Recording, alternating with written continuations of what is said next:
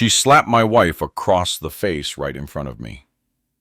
The sound cut through the house like a verdict, and for a moment, no one breathed.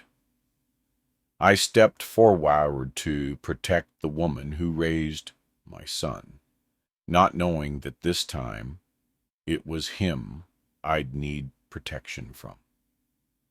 It began with a phone call that didn't sound like a call, more like a cry disguised as breathing. When I answered, I heard Emma whisper my name the way a child might whisper to God when she's afraid she won't be heard. "John," she said, "come home, please." No details, no context. Just that trembling quiet between the words. When I pulled into the driveway, her car was there, but the lights in the house were dim. I walked in, and before I even saw her, I felt it, that thick, suffocating tension that only lives in homes where love has been wounded. Emma was by the kitchen sink, one hand pressed to her cheek, the other gripping the counter like it was the only thing anchoring her to this world. Across from her stood Hannah, my daughter-in-law, the woman my son once swore he'd die for. Her eyes were wet, wild, like someone who'd just done something she could never undo. For a moment, nobody said a word. Even the ticking clock on the wall seemed too amazed to make a sound. Emma whispered, her voice hoarse, "Please don't say anything yet." But I already knew whatever had happened, it wasn't small. You don't hold your face like that for words. You hold it like that when something breaks. Hannah's voice cut through the silence. "She lied to you," she said. "Ask her what she told me about our marriage." I turned to Emma. Her eyes flickered with that quiet guilt only truth can cause. She didn't defend herself, didn't even look at Hannah. Instead, she looked at me like she was asking for permission to finally tell a secret she'd been carrying too long. "Hannah found the letter," Emma said softly. "What letter?" "The one I never sent." Her words didn't land all at once. They hung there, suspended between us, as Hannah's breath quickened. "I told you to stay out of our lives," Hannah snapped. "You had no right." "I was trying to protect you," Emma said. "Protect me?" Hannah's voice cracked. "You destroyed me." Before I could move, Hannah stepped forward. Her hand swung through the air, a desperate shaking blur, and the sound of it meeting Emma's cheek split the room like thunder. For a moment, time didn't move. The house, the walls, even my lungs froze. I didn't think, I just reacted. "Hannah, stop," I shouted, grabbing her wrist. "Let go of me," she cried, pulling against my grip. "You don't know what she did." Her tears weren't the kind that begged for forgiveness. They were the kind that came after forgiveness had already been denied. "She's your mother now," I said, my voice shaking. "You don't get to raise your hand to her." "She's not my mother," Hannah screamed. "She's the reason Ethan doesn't look at me anymore." And just like that, the silence shattered into understanding I didn't want. Whatever this was, whatever poison had found its way between my son and his wife, Emma, had been part of it. Hannah tore her hand free, stumbled back, and stormed toward the door. When it slammed, the sound echoed through the house like a closing confession. I turned to Emma. She didn't cry. She just stood there rubbing her cheek with a strange calmness, like she'd been waiting for that slap her whole life. "She's not wrong," Emma said quietly. "But she's not right either." "What did you tell her?" I asked. Emma looked down at the floor, and in her eyes, I saw something that chilled me more than guilt: acceptance. I told her she whispered that some women mistake silence for strength, and that's how they lose their husbands. The words hit me harder than Hannah's hand, because Emma wasn't talking about Hannah.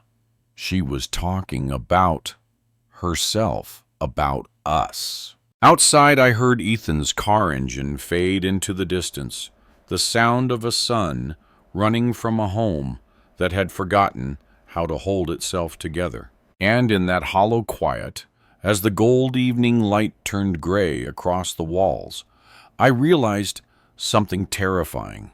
This wasn't a fight between two women. It was a reckoning for every truth I'd buried, and every silence I'd called peace. That night I didn't sleep. Not because of the noise, but because of the silence. It had a texture, like cold air, that refused to move, pressing against the walls, reminding me that homes don't fall apart all at once. They drip, word by word, choice by choice, until the floor beneath you is soaked with everything you didn't say. Emma sat in the living room, staring at the spot on the wall where the clock used to hang. We'd taken it down a month ago because it had stopped ticking. I should have realized how symbolic that was, how quietly time had stopped for both of us. "I shouldn't have called you," she said finally. I looked at her. "You were hurt." "Not the way you think," she replied. "Hannah didn't hit me for what I said today, John. She hit me for everything I never said before." Her voice wasn't bitter. It was tired. The kind of tired that comes from holding back truth until it poisons the air you breathe. "She found the letter, didn't she?" I asked again. Emma nodded. "It wasn't for her. It was for Ethan. I wrote it years ago, after the miscarriage." The word hung there, soft, fragile, the kind of truth that breaks itself just by being spoken. She read it, Emma said, her eyes distant. But she didn't see a mother mourning. She saw a woman blaming her son's wife for what he'd lost. And maybe she wasn't entirely wrong. I didn't know what to say. There's a kind of guilt that doesn't need explanation. You can feel it breathing in the space between sentences. I leaned back, closing my eyes. "So you tried to protect Ethan by lying to his wife." "I tried to protect him by telling her the truth," Emma whispered. "But I forgot truth without mercy is cruelty." The lamplight cast her shadow long across the floor. It looked thin, almost frail, like she was vanishing right in front of me. "I'll talk to Ethan," I said. She nodded, but her silence said more than words could. It wasn't permission, it was surrender. When I left the house, dawn hadn't yet arrived. The streets were empty, painted in gold and ash. The air had that strange stillness that exists right before regret turns into realization. Ethan's car was parked outside his apartment. The blinds were open, the lights still on. I climbed the stairs, rehearsing what I'd say. The fatherly tone, the calm, reasoning, the appeal to logic. But all of it fell apart when I saw his face. He looked like he hadn't slept in days. There were dark circles under his eyes, and his voice was rough when he spoke. That if you came here to take her side, don't. I didn't come here for sides, I said. I came because I need to understand. Ethan laughed. Short, bitter nothing, like the boy I raised. Understand. You had 30 years to understand her, and you never did. Why start now? I stayed quiet. Sometimes the only way to reach your child is to let him see that your silence isn't pride, it's restraint. I love Hannah, Ethan said, but she's been breaking for months. Every time we tried to move forward, she'd look at Mom and see judgment. You think she hit her because she's cruel. She hit her because she's drowning. And Mom handed her a stone instead of a hand. I wanted to defend Emma, but I couldn't. Not because she was guilty, but because in that moment I understood her too well. She'd done what I'd done, all my life protected through silence. And silence can feel noble until it starts to look like betrayal. Ethan rubbed his eyes. You know what hurts the most, Dad? When Hannah left tonight, she told me she felt relieved. Relieved that it was finally out, whatever it is. What did you tell her? I asked. He hesitated. That I'd talk to you before I came home. Then quietly, I don't know whose side I'm on anymore. I looked at him, my son, the man who used to believe I could fix anything with words. And now, he didn't even trust the sound of my voice. I wanted to tell him that family isn't about taking sides. It's about surviving the silence together. But I couldn't bring myself to preach what I hadn't practiced. Instead, I said the one thing that felt true. Son, I think your mother and I have been teaching you the wrong kind of strength. He looked at me, confusion flickering behind his exhaustion. The kind that holds in the pain. I said, instead of holding someone through it. For the first time that night, Ethan didn't argue. He just sat there, breathing slow, like a man realizing how much he's inherited, not just blood, but mistakes. When I stood to leave, he didn't stop me. I reached for the door, and behind me, his voice broke the silence. Dad, if she lied to Hannah, will you tell her the truth? I turned halfway, the morning light beginning to creep through the blinds. I don't know, I said. Sometimes telling the truth isn't about courage. It's about timing. Outside, the sun finally rose pale gold, bleeding into gray, the exact colors of regret. And as I walked back to the car, I realized something truth doesn't destroy families. Waiting too long to tell, it does. By the time I got home, the sun had climbed high enough to turn the curtains into sheets of dim gold. The house was quiet, not peaceful, just hollow. The kind of quiet that follows a storm, too violent for apologies. Emma was still in the living room, sitting where I had left her. The lamp beside her was off, but she hadn't moved. The only new thing was the torn envelope on the table, the letter. I hesitated at the doorway, unsure if I was intruding on grief or memory. The air smelled faintly of coffee, and paper, the scent of something ordinary turned sacred by pain. She found it, Emma said softly, without looking up. I tried to explain. But once a heart decides what it wants to believe, words don't matter anymore. I walked closer. The paper trembled in her hands. It wasn't fully torn, just ripped down the middle, like it had been stopped halfway between anger and hesitation. What did you write? I asked. Her eyes stayed on the letter. That I forgave him, she said. Ethan. No, she whispered. You. For a moment, the room seemed to shrink. The walls leaned closer, listening. I wrote it after the miscarriage, she continued.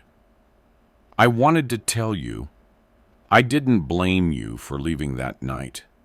I knew you couldn't face it, the loss, the silence me. But I never sent it. Because I realized I hadn't forgiven myself either. The letter shook in her hands. I saw the words bleeding through the paper, faint, ghostly. She turned one of the torn halves toward me. The ink had faded, but the last line still survived. I just hope one day you'll come home, not to the house, but to me. My throat tightened. Emma. She raised her hand. Don't. It's too late for explanations. I sat down across from her. The light between us flickered through the curtains, painting her face in shades of gold and gray, the same colors that had defined our lives, warmth and distance. You told Hannah about the letter, I asked. Emma nodded. She was angry at Ethan. She thought he didn't care enough. I told her that marriage isn't about caring. It's about surviving the moments when you stop caring and don't even realize it. I wanted her to see that love dies quietly if you don't learn to speak through the pain. But she heard something else. What did she hear? That I was warning her. That I saw her marriage ending the same way ours almost did. That I pitied her. She took pity as an insult. Emma's voice broke on the last word. Maybe I deserved the sap, she whispered. I gave her honesty without empathy. You can't hand someone truth when they're already bleeding. I leaned forward. You didn't mean harm. That doesn't absolve me, she said quietly. Intent doesn't erase impact, John. Her words pierced deeper than blame ever could. Because she was right, and not just about Hannah. How many times had I called my silence protection? How many times had I stood back convinced that restraint was virtue, when really it was cowardice? I wanted to reach for her hand, but something stopped me, not pride, but fear that comfort would sound like denial. Instead, I asked, where's the other half? She glanced at the fireplace. The edges of burned paper glowed faintly among the ashes. She tore it, Emma said. Then I burned my half. I thought if the words were gone, maybe the past would stop echoing. But it never does, I murmured. She looked at me, then the kind of look that doesn't accuse, only remembers. No, she said, it doesn't. For a long time, neither of us spoke. The clock was still missing from the wall, but I could almost hear its ghost ticking inside my head. Finally, Emma whispered, he came to see you, didn't he? Yes, I said, and he's lost Emma, just like we were. But he's still trying She smiled faintly, sad but tender. He's your son. There was something in her tone, a weight, a closing. Don't, I said. Not like that. She turned away. John, every family has its breaking point. I just never thought ours would be this quiet. I looked at the empty space where the clock had been, and imagined the pendulum still swinging, counting the seconds we'd wasted, pretending time could heal without truth. Outside, the light dimmed gold, fading into gray. I realized the whole house was a mirror, now showing me what silence had built, distance dressed as calm restraint, mistaken for peace. Emma stood, her steps slow, deliberate. She walked past me toward the hallway. Where are you going? I asked. To wash the blood from my hands, she said softly. Then after a pause, it's not mine. Her words followed her down the hall, heavy and hollow. I sat there alone, staring at the burned edges in the fireplace. And somewhere inside the ashes, a piece of ink still shimmered. Under the light, a word too small to burn. Home. That night, the rain came without warning. Soft at first, then angry. It tapped against the windows like restless fingers, filling the empty house with the sound of something that wouldn't settle. I couldn't sleep. Neither could guilt. Emma had gone to bed, or at least to the room where sleep used to visit her. I sat in the living room, the same spot where the letter had burned, and watched the shadows flicker across the walls. The scent of smoke still lingered, faint but stubborn. It felt like the house was still exhaling what we'd tried to forget. When the clock hit midnight, I saw something strange. A light, not from the street, but from the kitchen. A faint shimmer like a phone screen left on. I stood up, careful not to make noise. The old floorboards groaned anyway. I followed the light. There was someone standing by the back door. At first I thought it was Emma, but the silhouette was smaller, the posture tense. When the figure turned, the light caught her face.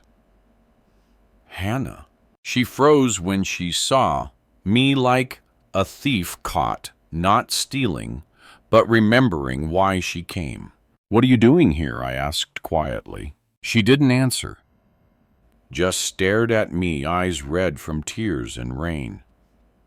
There was a thin scratch along her arm, barely visible.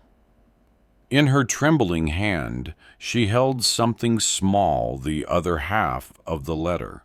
I came to get what's mine, she said finally.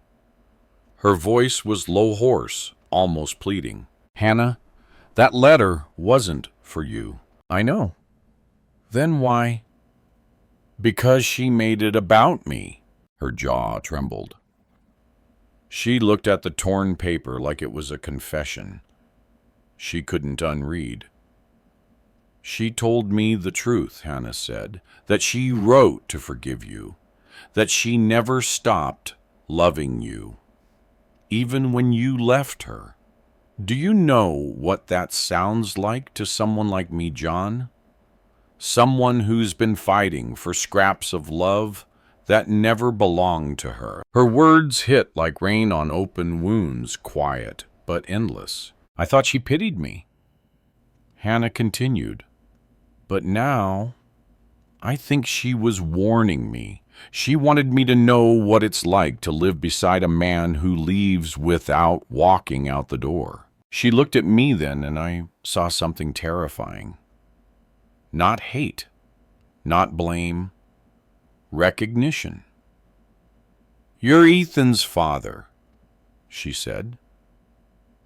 And he's becoming you. I didn't defend myself. Because she wasn't wrong. I saw him tonight, I said. He's trying Hannah. Her laugh was small and hollow. Trying isn't the same as changing. The rain intensified, slamming harder against the glass. The sound filled the silence between us like static. She turned toward the counter. That's when I noticed the blood a faint smear along the edge of the drawer handle. Hannah, I said slowly, you're hurt. She looked down almost startled, then hid her arm behind her. It's nothing. Let me see. No. Her voice cracked. You've done enough. I stepped closer gently. Please, you're bleeding. She backed away, but her foot caught the rug. The letter fell from her hand, landing on the floor, half soaked, half burned. In the moment she bent to pick it up, I saw what she was hiding. A small kitchen knife blade smeared with blood hers. Hannah, I whispered, what did you do? Her breath came uneven. Nothing that can't be undone unless you tell him. Tell Ethan what? She hesitated. That I hit her. That I hurt her. Worse than either of you saw. The words didn't make sense at first. You mean the slap? It wasn't just a slap, she said. When she felt she hit the tail, I panicked. There was blood on her lip, John. I ran before I knew if she was okay. The air left my lungs. She didn't tell me. Of course she didn't, Hannah said, shaking her head. Because she's the kind of woman who carries her pain like prayer. Quietly, like it'll save someone else. She dropped the knife on the counter. It clattered louder than thunder. I came back to apologize, she said, almost whispering. But when I saw her bedroom light off, I couldn't walk in. I didn't deserve to. I looked at her, this girl who had become a storm inside my family, and I didn't see a villain. I saw another version of Emma, another heart that mistook silence for atonement. Hannah said softly, guilt doesn't heal what it cuts. It just makes the bleeding quieter. Her eyes welled. Then what does heal it? I exhaled slowly. The truth. She nodded, weakly, tears tracing her jaw. Then, without another word, she opened the back door and stepped into the rain. The light flickered across her face one last time, gold turning to gray, before she disappeared into the night. I picked up the torn letter from the floor. The ink had bled into the paper, words melting into one another. Only one phrase remained clear. Come home. And as I stood alone in that golden gray kitchen, the thunder rolling above, I realized the letter had never been written to me or Ethan or Hannah. It was written to all of us. And we'd all been too proud to answer. The rain stopped before dawn, but the silence it left behind was heavier than the storm itself. I woke to an emptiness that felt deliberate. The kind of stillness that tells you someone didn't just leave the room. They left everything inside it. Emma's side of the bed was empty. The blanket was folded neatly, the pillow untouched. She'd made the bed before leaving, as if to erase the evidence that she'd ever been there. For a moment, I thought she might have gone for a walk. But the air in the room told a different story. Her perfume lingered, faintly, not fresh, but fading like a memory, trying to stay behind. On the nightstand beside her wedding ring was a single folded note. Not an envelope this time, just paper, plain, thin, already wrinkled from the way it had been held. My hands trembled when I unfolded it. "Don't come looking for me yet. There's something I have to do before you try to understand." No signature, no goodbye. Just that strange word yet. Downstairs, the kitchen was cold. The faint smell of smoke from the night before still haunted the air. The chair she'd been sitting in was pushed back slightly crooked. On the counter near the sink, I noticed something small and dark. A smear. When I leaned closer, my stomach turned blood. Dried, faint, but real.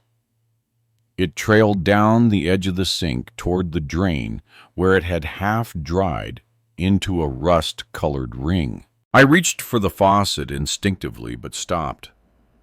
Cleaning it felt wrong, like erasing a sentence before I'd read the full story. I turned instead toward the back door. It was unlocked. The night before, Hannah had left through it. Now, it hung slightly open, swaying with the morning breeze. Outside, the ground was still damp, scattered with fallen leaves and faint footprints pressed into the mud. Small, narrow ones, not Ethan's, not mine, Emma's. I followed them to the fence, where they disappeared into the soft dirt near the mailbox. A single slip of paper had caught against the wooden post, wet and sticking. When I peeled it off, I saw part of a printed receipt hospital letterhead. Blood test, processing. Her name beneath it, Emma Miller. I stood there in the gray light, staring at the paper until it blurred. Why would she go to a hospital?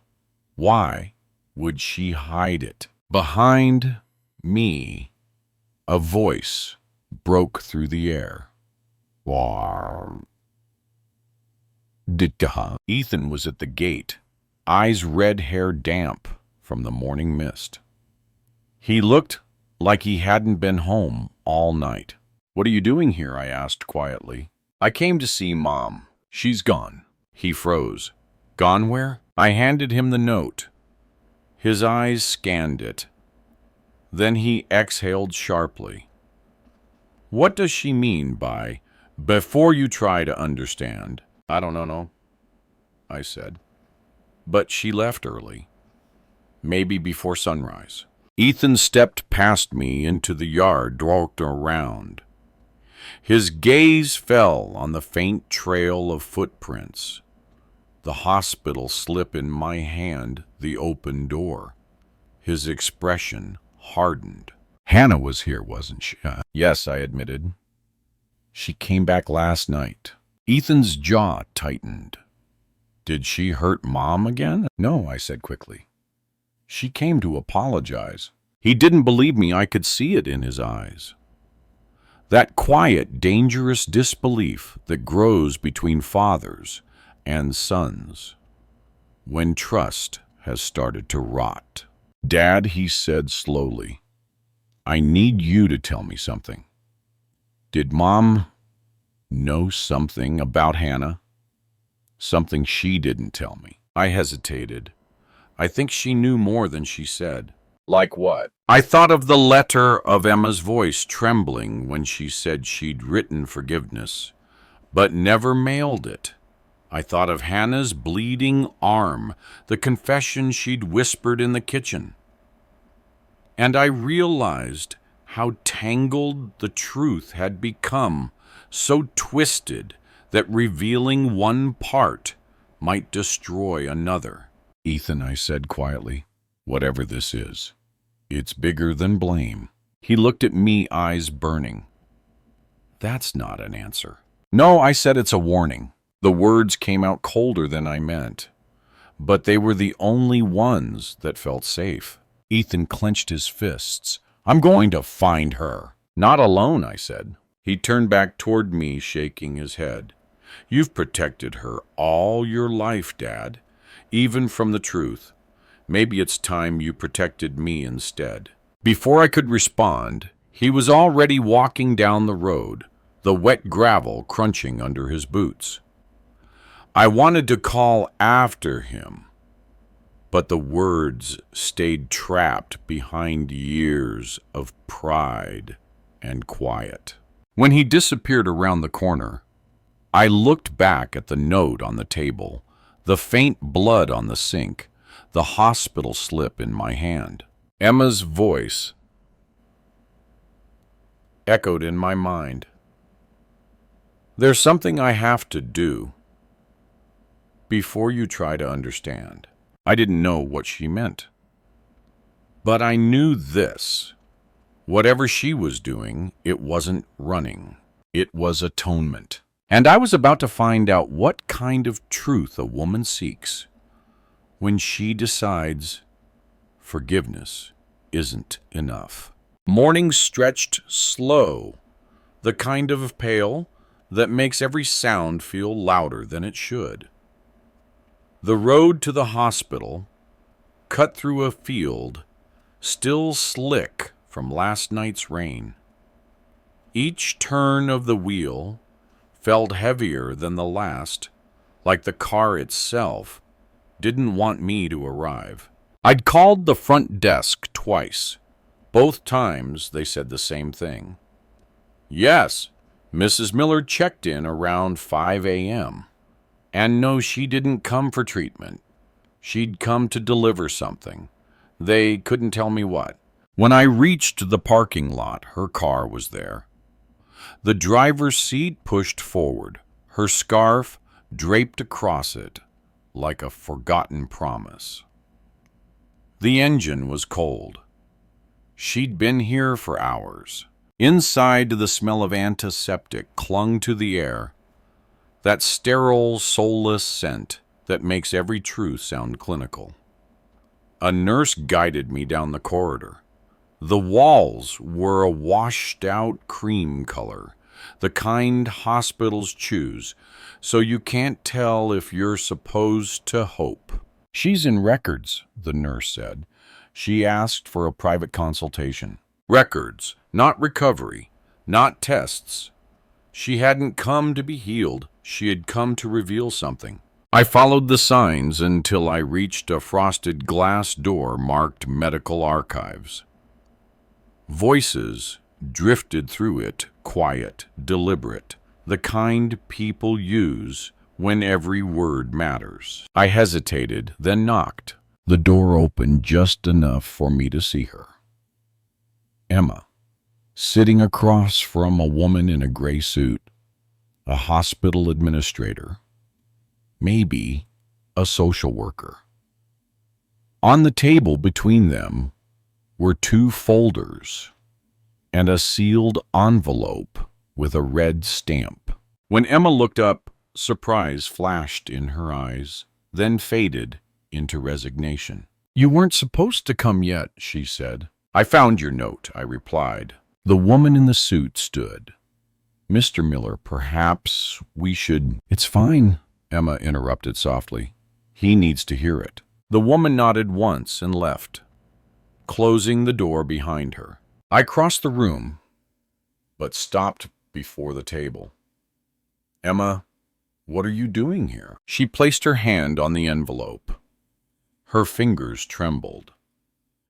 I requested access to a file I shouldn't have kept hidden. What file? Something from 17 years ago.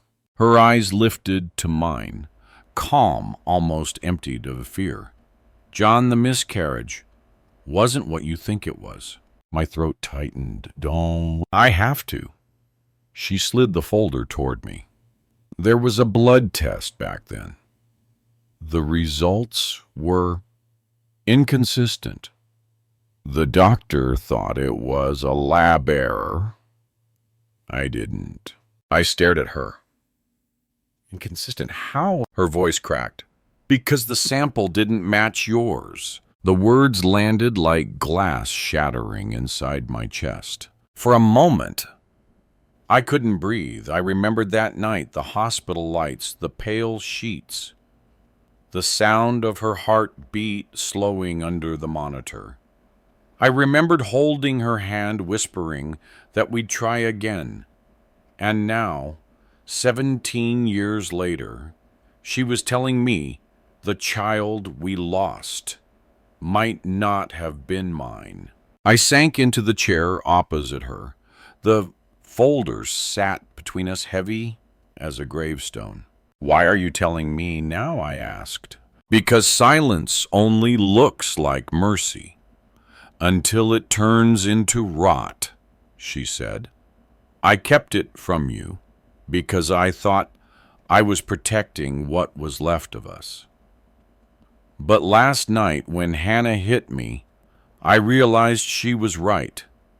I've been living in penance, not marriage. She looked down, tears slipping across her cheek. That letter I wrote wasn't forgiveness, John. It was confession. I wanted to be angry, but anger requires certainty, and all I had left was confusion. Who? I asked, quietly. Who was the father? She shook her head. It doesn't matter now.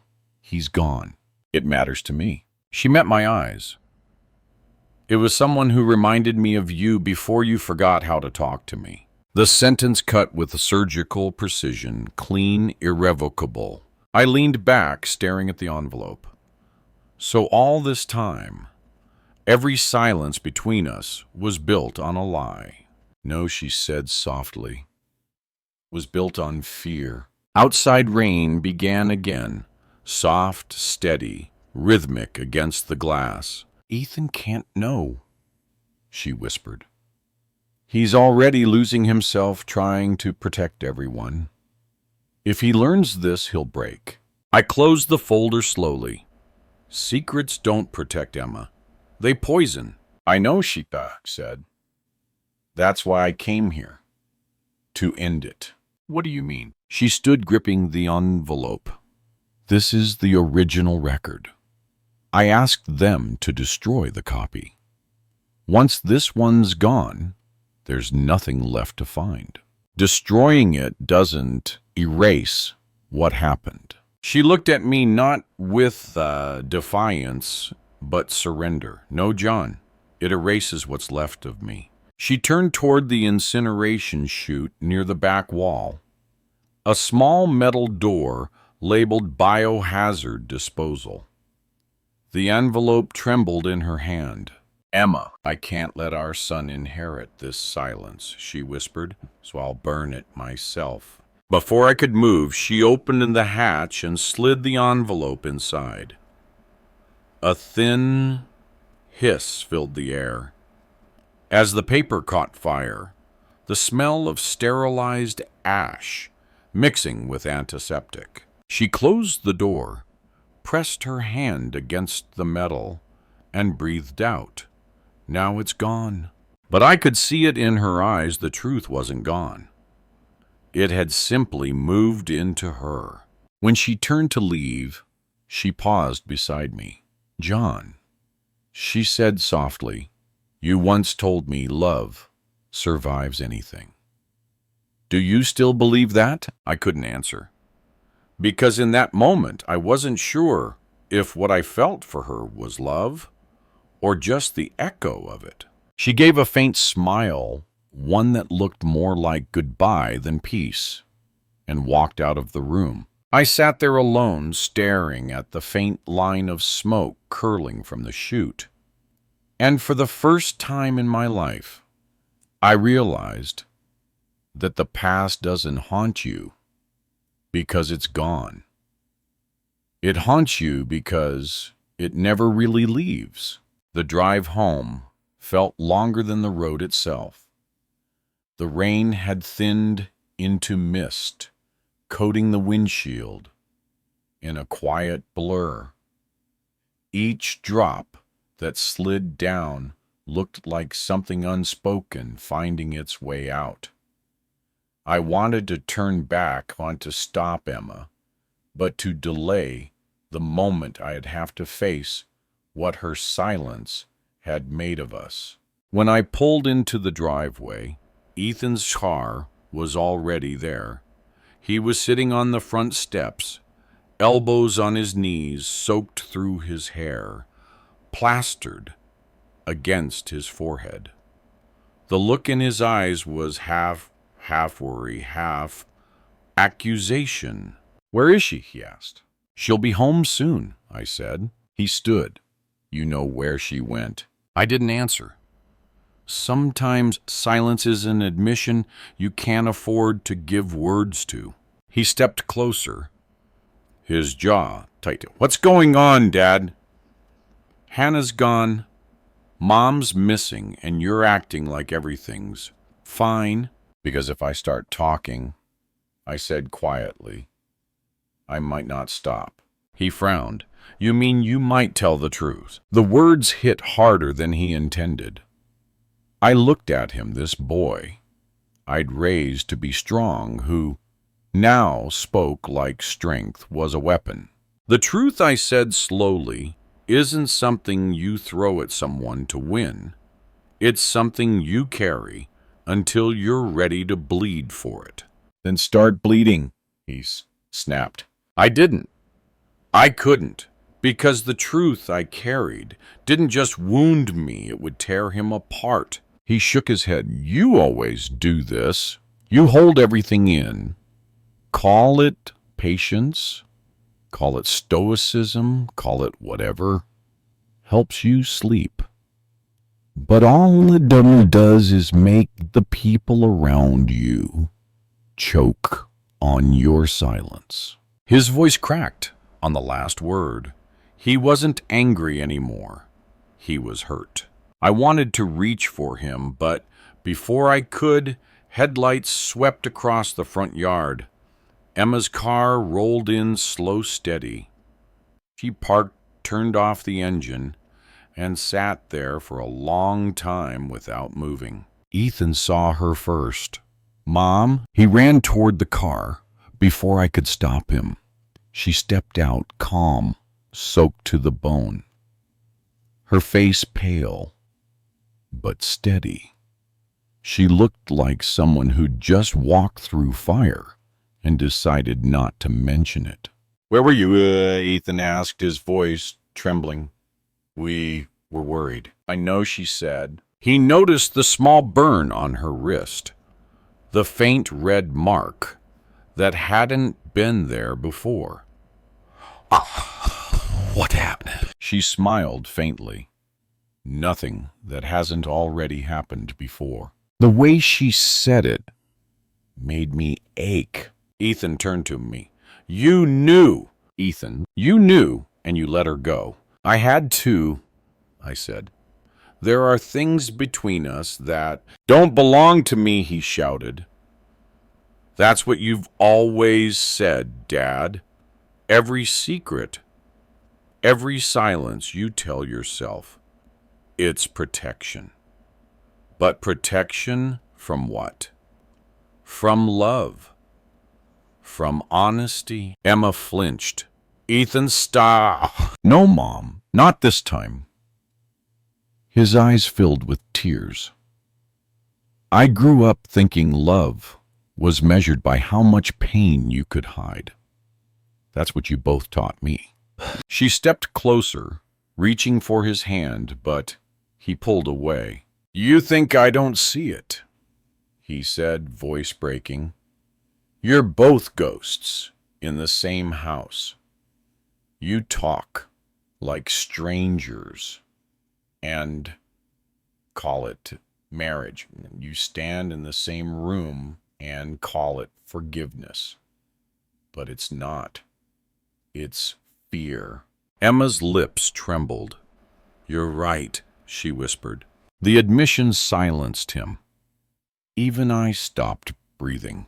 She turned toward me, then her voice, barely above a breath. I told him, she said. My heart sank. Emma. He deserves to know the kind of man his father used to be, and the kind of woman I became because of it. Ethan's eyes darted between us, confusion giving way to dread. What are you talking about? I'm talking about the truth we buried 17 years ago, she said. The one that killed our child before the world ever got to see his face. Her words cracked something open. The air thickened. The silence burned. Mom. Not now, I said sharply. Ethan turned on me, furious. You don't get to silence her again. I wanted to argue, to shout. But the look on Emma's face, calm, hollow, stopped me. I'm not telling you this to hurt you, she said. I'm telling you because guilt doesn't stop growing until it finds a new host.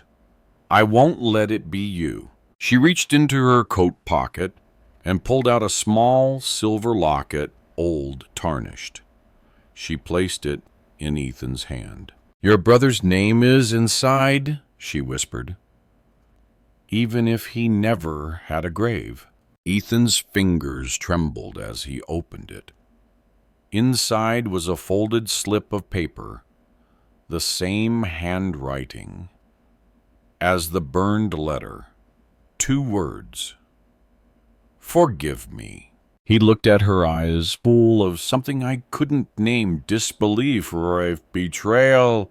Then he turned away. I can't, he said softly. He walked back toward the road, shoulders heavy, steps uneven. Emma didn't follow. She just stood there, the rain starting again, washing the dirt from her shoes. I stepped beside her, close enough to hear her whisper. I thought the truth would save us, she said. But maybe it only saves the dead. I wanted to tell her she was wrong. That the truth, even when it hurts, still frees the living. But the words died in my throat. Because as Ethan's silhouette disappeared into the gray horizon, I realized sometimes the truth doesn't set you free. It just leaves you with nothing left to hide behind. Night fell early that evening, too early. The clouds pressed low over the house, turning the sky the color of old silver. I hadn't seen Ethan since morning. He hadn't answered his phone, and every message I wrote felt smaller than the weight between us. Emma stayed in the kitchen silent. She hadn't eaten. I hadn't asked. We were 2 people orbiting the same grief, careful not to collide because impact would mean truth. I poured myself coffee. I didn't need just to have something warm to hold. That's when I saw it.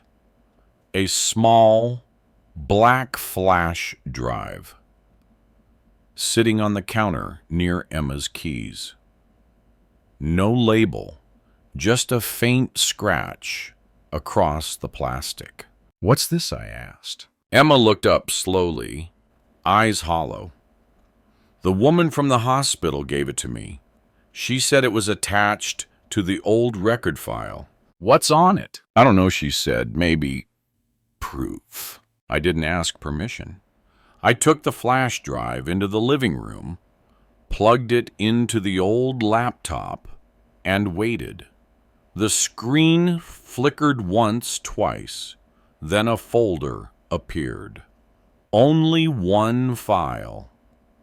A name. Dr. Whitmore. Recorded statement. 2008. The date stopped me cold. That was the year she lost the baby. I clicked. The video opened to a man in his 60s wearing a white coat. His voice was calm, detached, but the way he looked into the camera made it feel less like a statement and more like a confession. If anyone ever sees this recording, it means I've chosen honesty over comfort.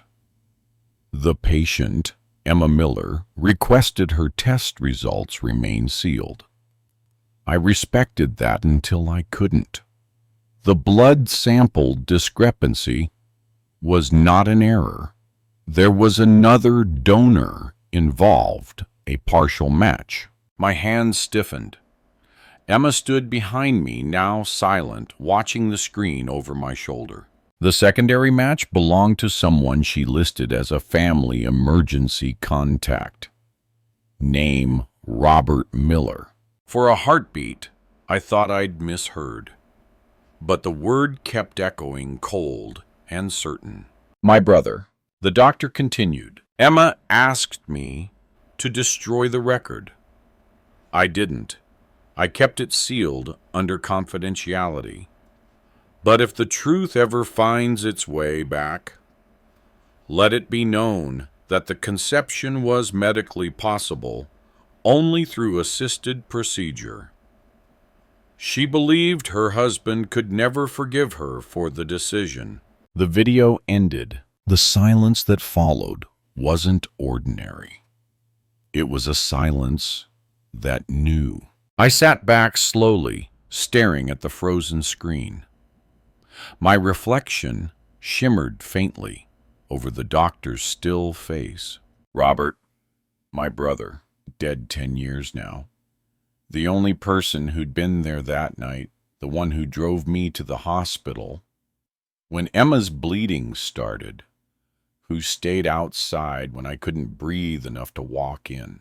I turned to her. She was trembling, tears standing in her eyes, but refusing to fall.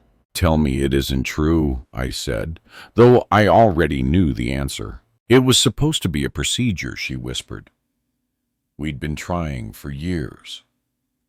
You remember how you blamed yourself. The doctor said he could use a donor, someone close, someone compatible. I didn't know it was him, not until later. My throat burned, and you stayed silent. I tried to tell you, John, she said, breaking.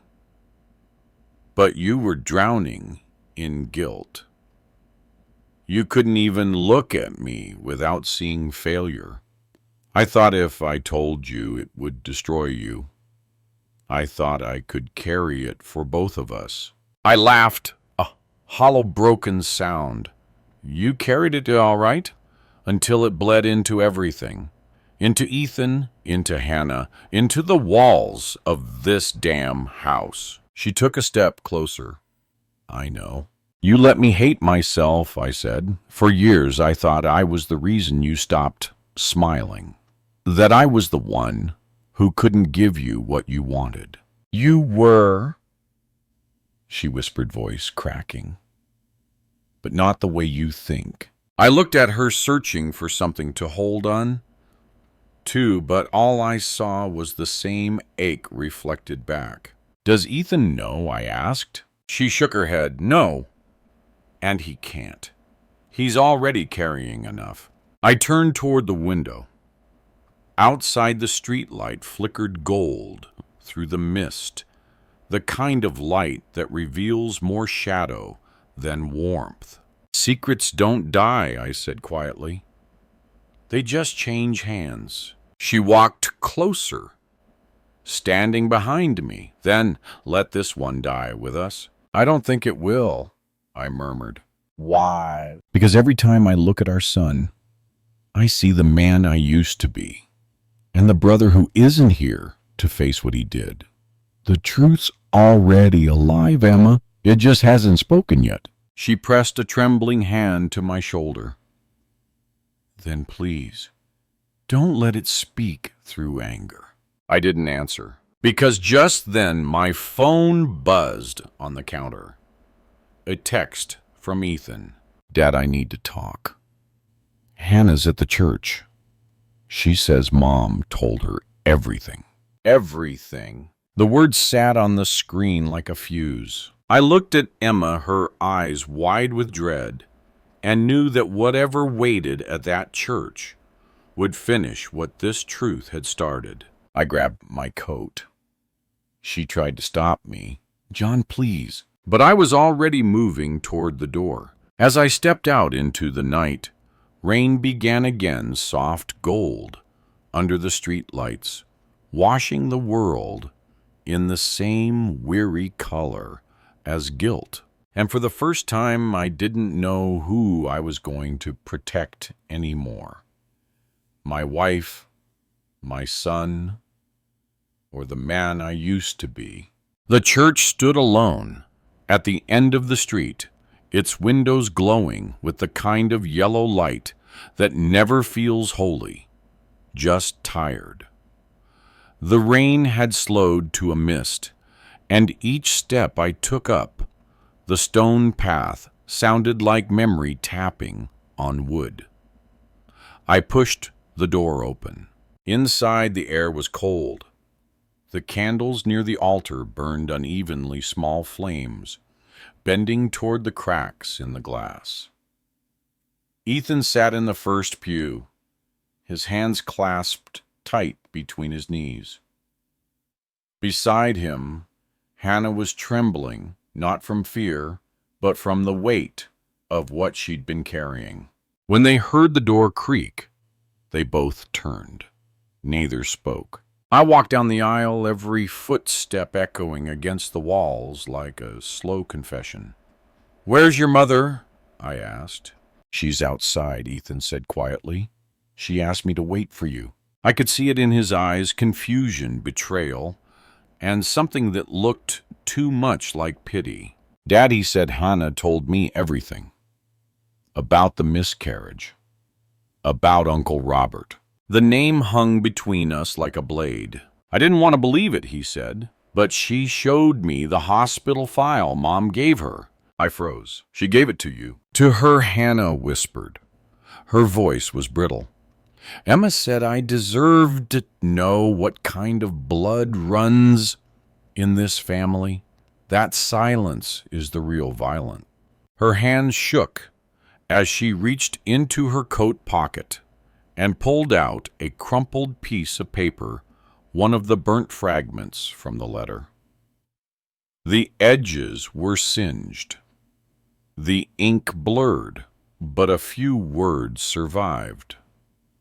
"Forgive what was taken, not who took it." Ethan looked from her to me. "Was it true? Dad, did you know?" I met his eyes. "I didn't. But you do now." "Yes. And you're still calm." His voice cracked. "How do you do that? How do you stand there while everything you built just—" "Because I already lived this collapse once," I said. "And I survived it by mistaking numbness for peace." He stood, fists clenched. "You always have an excuse. You preach about restraint, about patience, but it's just cowardice dressed as wisdom. You can't call yourself stoic if you're hiding behind silence." He stepped closer. "She was my mother. He was your brother. Tell me what I'm supposed to feel." I wanted to reach for him, but my hand wouldn't move. Feel everything I said, finally, and then decide which parts are worth keeping.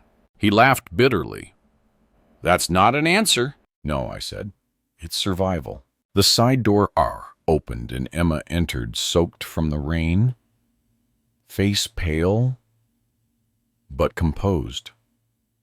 She looked smaller than she had that morning, like the truth had hollowed her out. "Ethan," she said, "I never wanted you to find out like this." "You told her," he said, pointing at Hannah. "You trusted a stranger before your own son." "She's not a stranger," Emma whispered. "She's the mirror I needed." What does that even mean? It means she's carrying the same wound I did, the kind that bleeds in silence until someone notices. Hannah broke, then her voice trembling. I hit you because I saw in you what I hated in myself. The pretending, the quiet forgiveness. I thought if I hurt you, it would make the silence stop. Emma nodded gently. It did. And that's why I gave you the truth. Ethan's shoulders sagged. You gave her what you owed me. No, Emma said. I gave her what I couldn't give myself, Mercy. The word settled over us like dust. I stepped forward. Enough. They turned to me. This truth doesn't belong to any of us anymore, I said. It belongs to time. We can't unmake it. We can only decide what it ruins next. Ethan shook his head. You still think you can manage pain like it's a plan. I can't manage it, I said. But I can end it. He frowned. How? I reached into my coat pocket and pulled out the flash drive. This is the recording. The proof. The last piece left. Emma's eyes widened. John, don't. I walked to the altar, lit a candle, and held the drive above the flame. For a second, the plastic softened, hissed, then curled into itself. The smell of burning metal filled the air. No more goes, I said quietly. Ethan stared at the smoke rising from my hand. That won't change what happened. I know, I said, but it changes who we let it haunt. For a moment, no one spoke. The candlelight flickered between us, painting our faces in the same weary gold. Then Ethan stepped closer, voice low. Dad, what do I do with all of this? I looked at him, my son, my mirror, my unfinished sentence. You forgive the living, I said, and you let the dead rest. He swallowed hard, eyes glistening. Can you? I turned toward Emma. She was standing in the shadow of the cross, her hands folded, her lips trembling around a prayer I couldn't hear. I'm learning, I said. Thunder rolled, somewhere far beyond the stained glass. The candle guttered, then steadied, and in that wavering light, for the first time in years, I saw all three of us. Not as victims, not as sinners, but as people simply trying to make peace with what love leaves behind. Outside, the rain began again, soft and steady, washing the steps clean. The candles were still burning long after everyone had gone. Their small flames flickered in the draft that came through the open-door shadows, shifting across the pews like the ghosts of prayers too tired to rise. I sat in the last row. The air still carried the smell of smoke from the flash drive I'd burned, plastic and metal proof and memory, everything reduced to the same faint gray ash. Outside, the rain had stopped again. The streets shimmered with the reflection of light that didn't belong to the sun. Emma had left first. She'd pressed her hand against my chest for a moment, as if she was leaving something there. Maybe a weight, maybe a forgiveness. I wasn't ready to hold. She hadn't said a word. She didn't need to. Some apologies are quieter than breath. Ethan and Hannah followed. They walked apart, not holding hands, not even looking at each other, but walking in the same direction. That was enough. Sometimes reconciliation doesn't start with love. It starts with not running. Now it was just me. The church empty, except for a single sound, the slow dripping from the roof into the brass bowl near the altar. Each drop was steady, patient, relentless. Time liquefied. I closed my eyes and listened. I thought of my brother's face the last time I saw him. The way he said, "You'll thank me one day." I never did. I thought of Emma's hands, how they trembled when she held the truth, like it might break her bones if she didn't let it go. I thought of my son standing in the doorway tonight looking at me the way I once looked at my own father, waiting for a version of me that never quite arrived. In that silence, I finally understood something the years had tried to teach me. Forgiveness isn't the closing of a wound. It's the choice to stop touching it every time it starts to heal. I had spent my life mistaking endurance for virtue, believing that if I just stayed quiet, pain would turn into strength. But silence isn't strength. It's just loneliness, wearing a brave face. There's a kind of peace that doesn't come from resolution, but from exhaustion, from realizing you've run out of ways to keep hating the people you love. Maybe that's the only peace we ever really get. I walked to the altar, and lit one more candle. The flame steadied, small but alive, refusing to die, even when the wind pressed against it. I whispered a prayer I didn't know how to finish. Not for salvation, not for absolution, just for quiet. The kind that doesn't punish. When I stepped outside, the night was cold, the air thin. The streetlight cast a pool of pale gold across the pavement. For a long moment, I just stood there breathing, watching the water gather in the cracks, reflecting the faint shimmer of the candlelight inside. Then I saw them. Emma in the passenger seat, Ethan behind the wheel, Hannah in the back. They hadn't left yet.